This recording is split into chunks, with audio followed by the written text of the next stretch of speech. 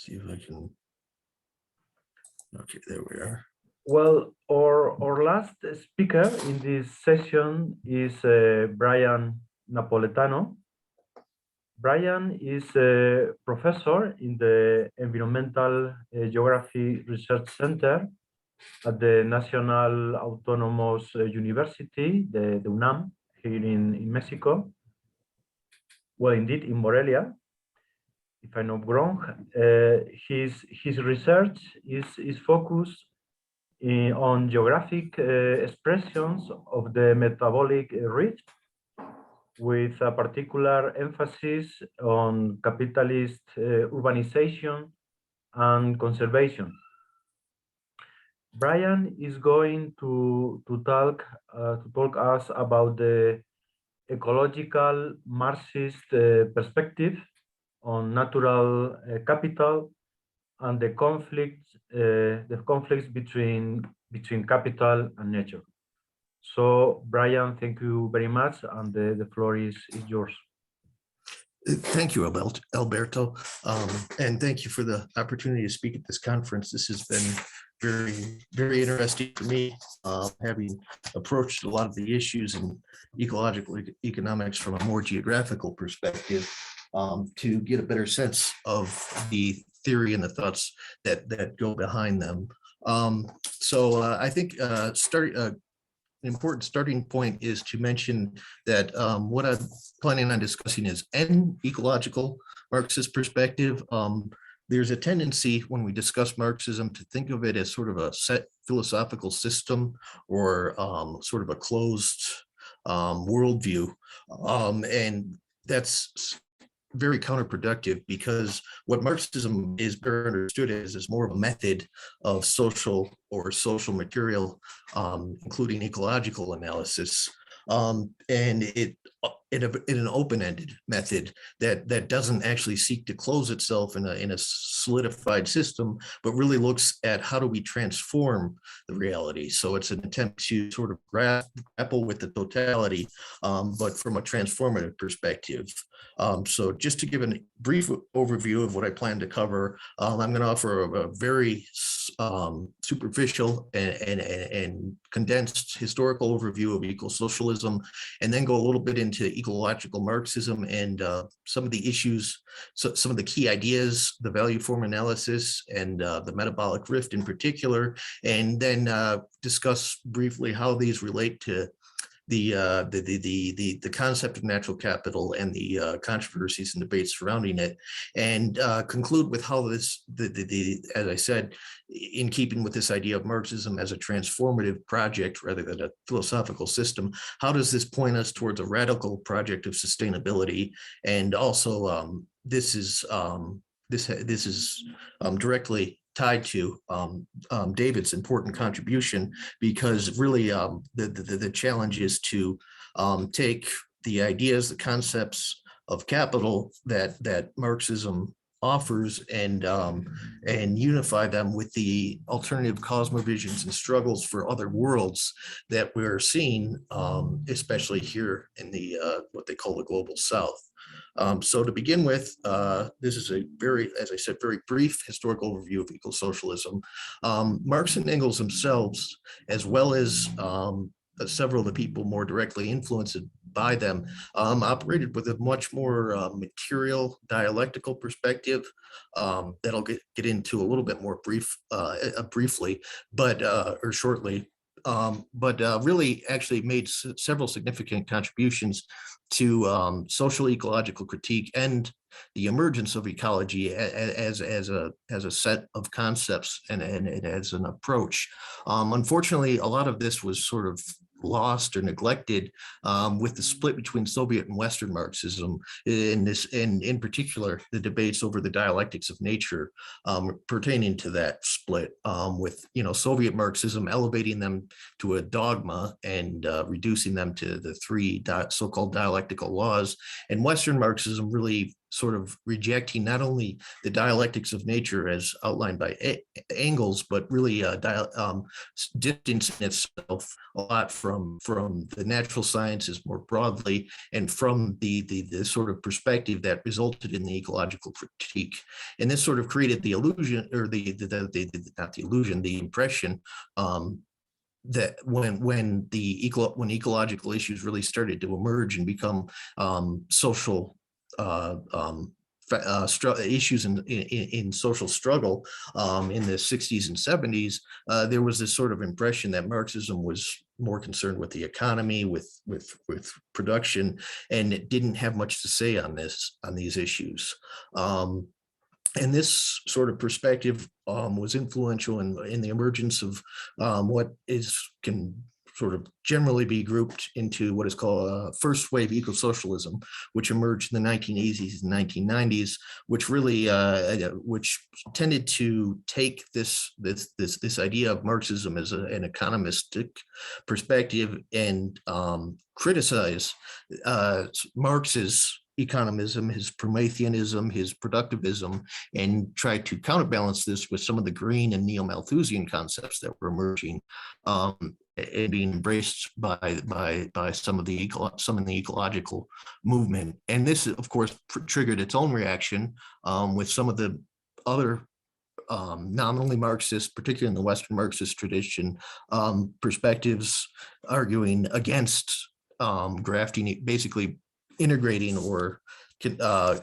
including ecology as a Marxist concern on the grounds that this would sort of introduce a neo-Malthusian sort of thought into Marxism. And by implication, this sort of led to this sort of tendency to see Marxism and environmentalism as antagonistic social forces and concerns. And also at the same time, but also continuing up to the present, there's been sort of a proliferation of alternative perspectives that try to sort of envelop the ecological concerns within a more, I would say, limited or economistic Marxist perspective. And you see this in the production of nature hypothesis or theory that has become extremely influential in geography, as well as in some of more post-humanist Marxist hybrid theory, like J.W. Moore's world ecology perspective. And with this, as in the tendencies in the actual first wave eco-socialism, such as Jim O'Connor's second contradiction thesis, we see a tendency to sort of to identify the ecological crises of capital with the economic crisis of capital accumulation. You can also see this in a lot of Harvey's work. In 17 Contradictions and the End of Capitalism, he argues that one of the issues with the so-called ecological or natural limits to accumulation is that capital finds ways to work around these boundaries or to disregard these limits, which to some extent, obviously up to a point, is true when you're dealing with the economic aspects. That is, capital does continue to accumulate even as natural resources are depleted, but the problem there is that you're assuming that the economic crisis is the same thing as the ecological crisis or the human crisis. And I'm going to get into a little bit more on this when we discuss the value form analysis and ecological Marxism. But coming out of this wave of eco-socialism is the so-called second wave, which emerged around the start of the 21st century, which instead of starting with the sort of Western Marxist perspective on Marx himself, and without necessarily rejecting that tradition, decided to go back and attempt a systematic reconstruction and reevaluation of Marx's work, and found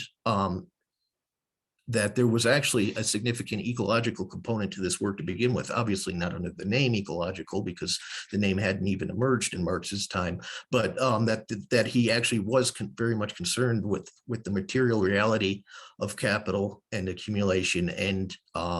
the way this related to the natural world. And this led to the two major findings that I mentioned, the ecological value form analysis and the metabolic rift, which deals with the triad of humanity, the social metabolism, and the universal metabolism of nature. And this has probably been one of the keys to understanding Marx's ecological or dialectical material or perspective and approach to the natural world, is understanding it as a metabolic relationship, not necessarily in a metaphorical sense, to recall the point made earlier, but more as in the 19th century, the term metabolism hadn't yet been really restricted to a physiological concept yet, so that the idea of a social metabolism with the rest of nature was more of a literal concept. And this then became a very a formative concept when Marx developed his idea of the social metabolism and the rifts that the capitalist mode of production triggers. And this, of course, led to what is referred to as the third wave of ecological Marxism, which builds on these ideas, metabolic rift, the value form analysis, and in the context of our current social ecological issues and rifts, such as there's been work in pandemic research for the people, in dealing with epidemiology, the structural One Health perspective, also work in agroecology, and numerous other ones, as well as an ongoing debate over the concepts of nature, what nature is, and what is its value to both to humans and sort of the issue of intrinsic value. So getting into this, going into some of these debates in more detail, as I already mentioned, there's sort of this double error in the criticisms of Marx on nature's value. The one is, as I said, we need to recognize Marx's project not as a closed philosophical system, but more of an open-ended critique that is actually amenable to and open to revision by changing circumstances, and itself needs to be reevaluated constantly. But also this tendency to confuse Marx's critique with his object of criticism. And this especially emerges in the debates over the labor theory of value. And this idea that because Marx supposedly adopted or advocated the labor theory of value, he basically disregarded nature's contribution to wealth and to value, and adopted a more productivist stance. And the problem with that perspective, of course, is it misses what the key point of Marx's approach to the labor theory of value was, which is basically to understand how it becomes what he referred to as a concrete abstraction, or basically an abstraction of labor as the source of value, how this abstraction actually becomes realized through social practice. And this in turn is rooted in the separation of the producers from the conditions of production and reproduction, that is in their alienation from nature, both as a source of as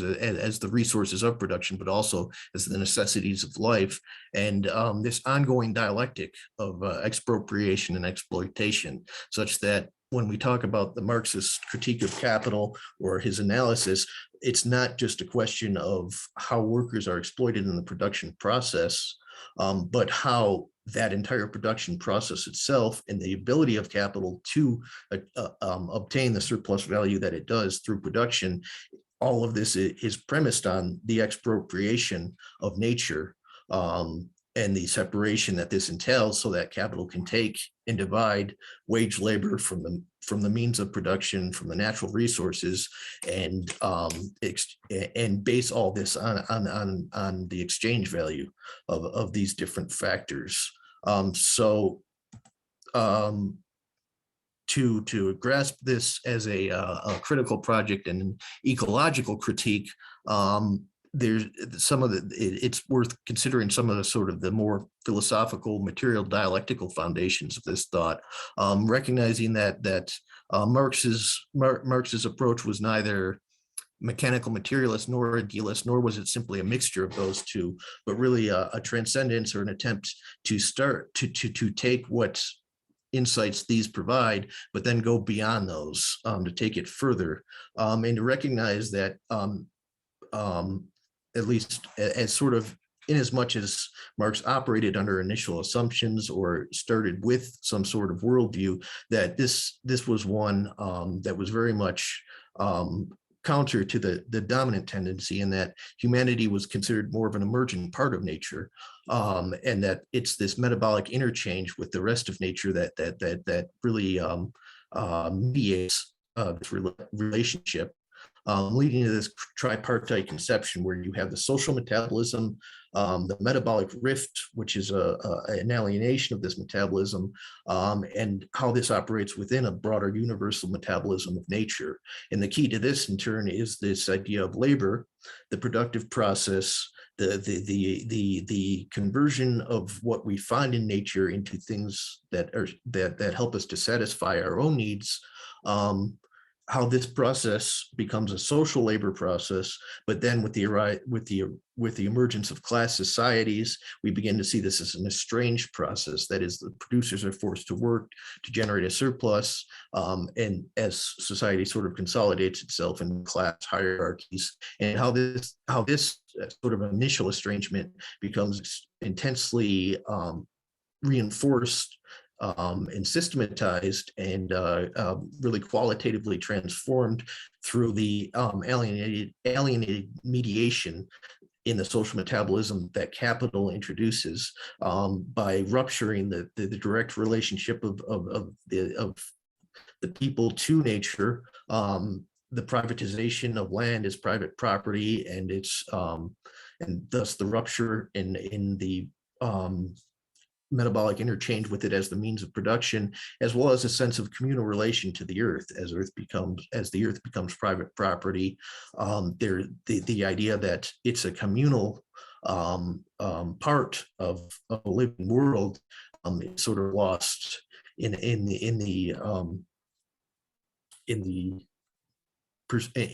worldview that associated with or worldviews associated with the capitalist mode of production. So going more into than the value form analysis itself, this Paul Burkett has been especially influential in expounding this and developing these ideas, but it really attempts to explain how and why capital itself is, by its own constitutional makeup, driven to the expropriation and appropriation of the conditions of human development, especially nature as a so-called free gift, and how this actually is manifest in the fundamental contradictions in the commodity form. On the one hand, you have the use value of the commodity, which is its ability to meet the human need, and which is also important to understand as the material form of all wealth in all societies, including capitalist society, even though this becomes inverted in capitalist society as value, or a particular perception of value begins to displace wealth as the social form of what wealth means. But at the same time, use value is sort of the fundamental basis, and always forms or always makes a direct, or can make a direct contribution, is always a fundamental factor in the use values. That is, we don't obtain use values independently of nature at any point. And so the sort of the contradiction then arises with the exchange value, which is based on, as the name implies, the system of commodity exchange, and deals with the prices that use values command in exchange. And this is where the labor theory of value comes in, because the exchange value is very much based on the value, or the concept of value, as derived from socially necessary labor time. The trouble is that these forms don't and cannot exist independently of each other, at least in the capitalist mode of production, and so they tend to be conflated, and so you tend to see the confusion that arises when talking about what is nature's value, how is it valued, why doesn't, and when the claim is made that Marx didn't value nature, what Marx actually was saying, or arguing was that the exchange value does not take into account nature's contribution, precisely because it works by abstracting away from the material basis and posits this abstract notion of socially necessary labor time as a sort of homogeneous value form and the force and the basis of value. And it's, as I said, this is premised on the separation of the people from the means of survival. And it is this that allows value to be pursued infinitely, even at the same time as limitless variable. That is, money can continue to, especially in the digital economy, we don't even deal with paper anymore. It's numbers on a computer. At the same time, that the real basis of this is the material wealth, which is very much rooted in nature and is therefore limited by nature. And so we see the contradiction arise between the ideology of infinite and perpetual growth and compound growth at that, on the one hand, and the very pressing reality that nature does not permit. We live on a globe. It's a finite entity, and so this then emerges as a fundamental contradiction. And at the same time, the contradiction between use and exchange value manifests itself in what is called the Lauderdale paradox, which points out that the accumulation of social wealth, especially as private wealth or riches, is very much premised on the expropriation and depletion of natural wealth, the commons, as it is frequently referred to. And this gives rise to what I mentioned before, the dual character, or the dual crisis character of capital, and the need to distinguish between ecological and accumulation crises, with the accumulation crises being fairly periodic and usually not representing a systemic risk to the entire network of capitalist production. And this is where we deal with issues of resource scarcities and so forth, or this is where they become apparent. But capital usually finds ways to adjust itself to these limitations, not necessarily to keep things healthy, but so that it can continue accumulating. And this is the key point, is that at the same time, there's a secular trend in the degradations of the conditions for sustainable human development. And so what we need to keep distinct here is that capital's concern with accumulation is not the same thing as humanity, or the human human need to survive, or human development, as it's referred to, not in the economistic sense, but in the sense of the realization of the individual as a social individual. And so this actually, this non-identity between these two sets of relations allows capital to actually alleviate its periodic crisis, often by exacerbating the crisis, the secular trend in the degradation of the conditions for human development. And this leads directly into the concept of the metabolic rift, which emphasizes the manner in which the social metabolism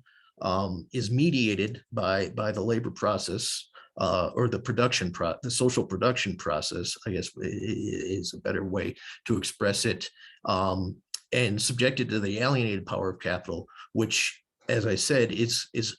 premised on pursuing wealth as an abstract entity, thereby subjecting the social metabolism to a impulse that is primarily concerned with minimizing turnover time, maximizing resource throughput, and accumulating wealth in the abstract form, regardless of the costs that this incurs in the material realm, in the conditions for human development. And this appears initially as a disjuncture between growth and development that Marx briefly goes into, but as Henri Lefebvre has argued, in Marx's time, this contradiction, though incipient, had not really gain the same prominence that it has now, at which point it's really grown into an extremely deadly contradiction between growth and development, the production of commodities and products, and the creation of works, mastery rising to the level of domination of nature, and the appropriation of nature have become almost entirely contrary tendencies. And so we see this another paradox emerge where capital accumulation itself becomes increasingly resilient to natural disruptions, perturbations, the degradation of the environment. At the same time that human development is compromised, humans become more susceptible. And we saw this in the COVID-19 pandemic. On the one hand, we see that the wealth of the top 1% increasing rapidly and at unprecedented levels, while millions of people are dying, and countless others are being forced to work in dangerous situations. We have this designation of essential labor that puts some of the most worst paid and most mistreated parts of society in the front lines of the pandemic. And so we see these paradoxes emerge in that context. At the same time, and Lefebvre has gone into great depth on this. We see a dialectical process of homogenization, fragmentation, hierarchization of production, space-time, everyday life, the city and movements through the city, space itself more broadly, territories, which really constitutes a more concrete expression of the alienation and the social metabolism and how it becomes antagonistic with development. And we also see this in the concept of natural capital itself, with this sort of homogenization as nature in its particular, which is defined by particularities and specificities, is abstracted into this idea of capital stock, a set of resources and processes or services. Then it's fragmented as it's divided into separate productive assets, timber versus carbon sequestration and so forth, and then a hierarchization as it's then marketized and monetized and subjected to the market demands. And what this calls forth, or what this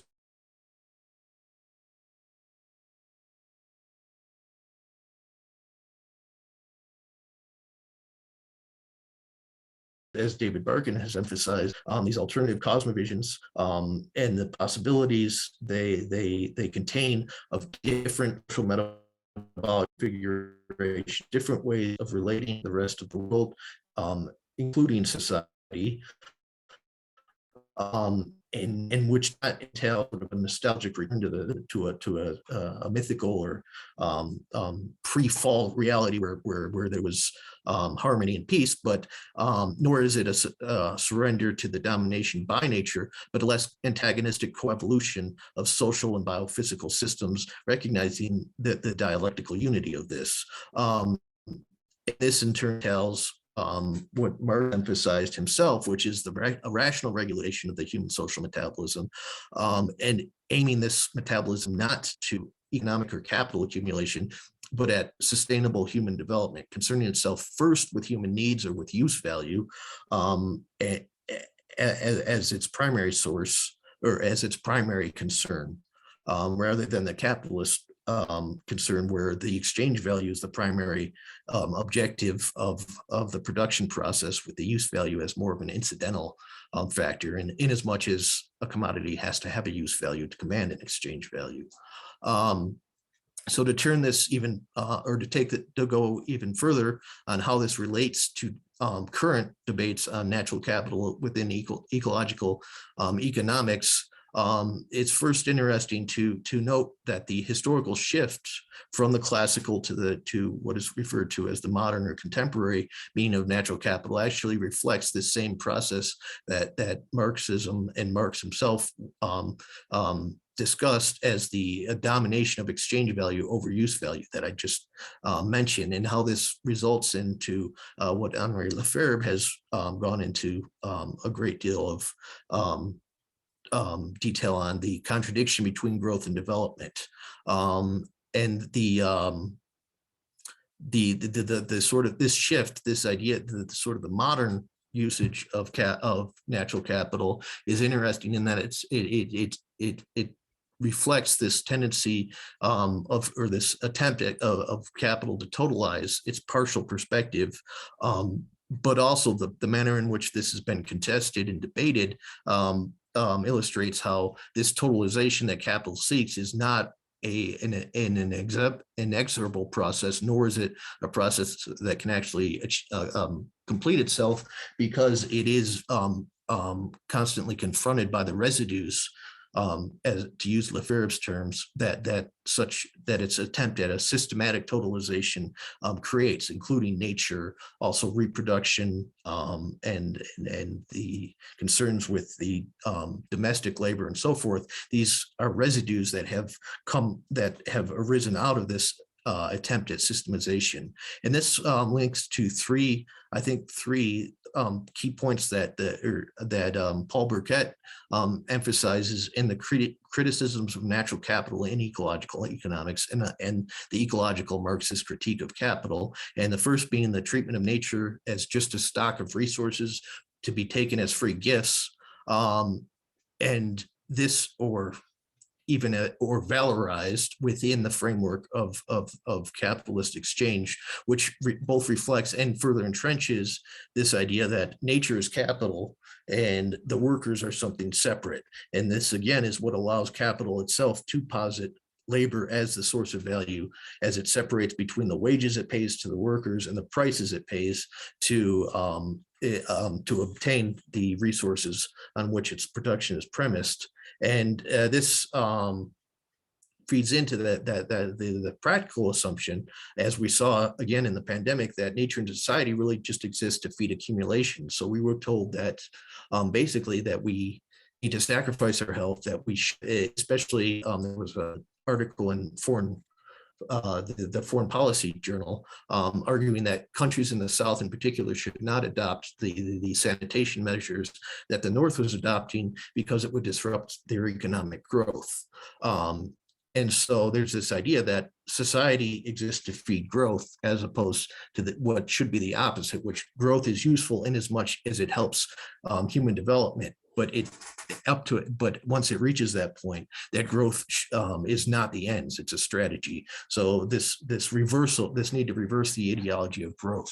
Also, the monetization of nature itself, and the use of market indicators,